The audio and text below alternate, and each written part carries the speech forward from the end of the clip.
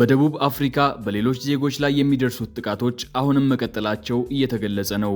ጥቃቱ እንደ ሰሞኑ ብዛት ያላቸው ዘራፊና ጥቃት ፈጻሚ ቡድኖች ይፈጽሙት እንደነበረው ባይሆንም ውስጥ ለውስጥ ባሉ ሱቆች በሚገኙ የሌሎች ሀገራት ዜጎች ሱቆች ላይ ድንገተኛ ጥቃቶች እየተፈጸሙ ነው ሲሉ ስማቸው እንዲጠቀስ ያልፈለጉ በደቡብ አፍሪካ ለበርካታ ዓመታት የቆዩ ኢትዮጵያውያን ተናግረዋል። ዛሬ ማለዳ እኛ በምንኖርበት አካባቢ ጥቃት እንደሚፈጽሙ ተነግሮ አብዛኞቹ የሌሎች ሀገራት ዜጎች ሱቅ አልከፈቱም ሲሉ አንድ የጆሃንስበርግ ከተማ ነዋሪም ገልጸዋል።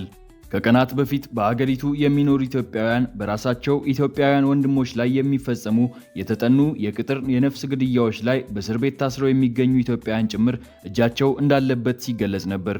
ከሰሞኑ ሰልፍ አለ እየተባለ ባለፉት ቀናት የሥራ ቦታዎቻችንና ሱቆቻችንን አልከፈትንም ያሉት ኢትዮጵያውያኑ በሚቀጥሉት ቀናትም መሰል ማስፈራሪያዎች ስላሉ ሱቅ ለመክፈት ስጋት እንደያዛቸው አስረድተዋል።